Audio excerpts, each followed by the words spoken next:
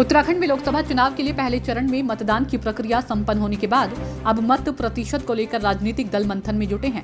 एक और जहां बीजेपी वोटर लिस्ट में कई खामियों को उजागर कर रही है, तो वहीं कांग्रेस ने जनता में बीजेपी के प्रति आक्रोश और नाराजगी की वजह से कम मतदान होना बताया है।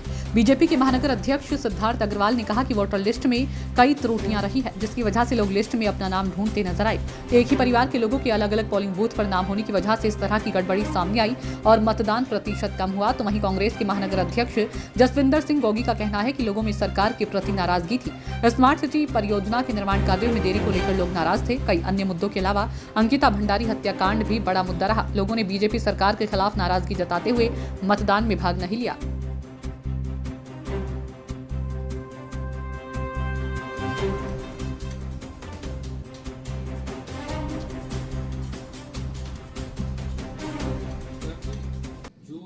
लोकसभा चुनाव हुए उसमें ये देखा गया कि महानगर की सीटों पर, शहरी सीटों पर वोटिंग परसेंटेज कम हुए। उसका क्या कारण था, क्या समीक्षा आप लोगों ने किया है? देखिए, वोटिंग परसेंटेज बिल्कुल समीक्षा करने योग्य विषय था और उस पर समीक्षा हुई भी है, चल भी रही है। जैसा आपने कहा कि नगरीय क्षेत्रों में वोटिंग परसेंटेज घटा, ऐसा मैं इससे पूरी तरह मैं कहूँ सहमत हूँ तो मैं नहीं हूँ, क्योंकि वोटिंग परसेंटेज ऑल ओवर भी घटा है। कहीं ना कहीं ऐसा लगा है, उसके कई कारण निकलकर अलग अलग कारण आ रहे हैं। क्योंकि देखिए जो मतदाता है, क्योंकि जागरूकता इतना बड़ा अभियान चलाया गया, लेकिन उसके बावजूद भी जो टर्नअप आया वो थोड़ा कम आया, जो अपेक्षित था उससे कम आया। उसका कारण जैसा नीचे के लोगों का कहना है, उसमें एक कारण ये भी है कि उस समय शादी का साया बहुत बड़ा था।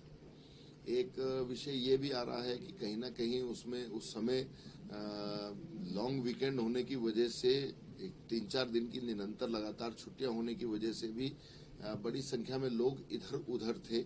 इस वजह से भी ऐसा लग रहा है कि वोटिंग परसेंटेज डाउन रहा।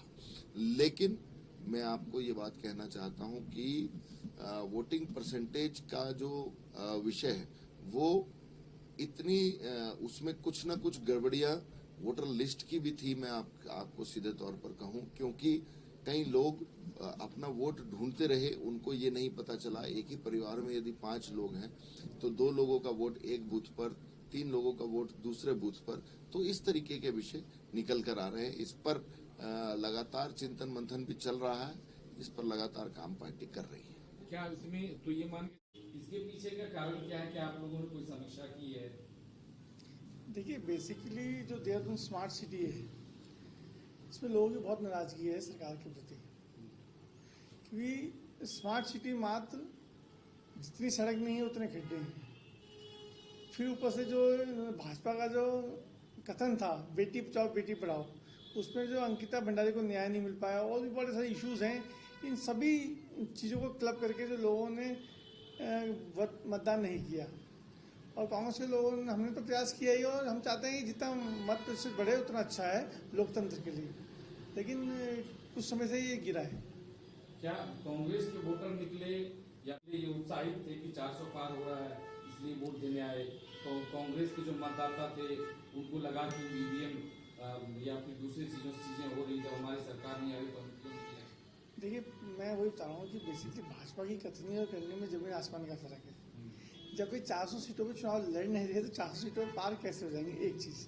दूसरी बात मैं कह रहा हूँ, हमारा प्रयास रहा कि हम लोग तो चुनाव में बड़ी नज़दीकी से हम लोगों ने बूथ स्तर सब जगह देखा, तो हमने प्रयास भी किया और मैक्सिमम जो हमारे कांग्रेस के समर्पित लोग थे या कांग्रेस की विचारधारा को जो लोग थे, जो सेक्युलरिज्म वाले लोग थे, इंडिया गठबंधन के लोग थे, तो हम मैक्सिमम लोग जो है निकल के उन्होंने मतदान किया है।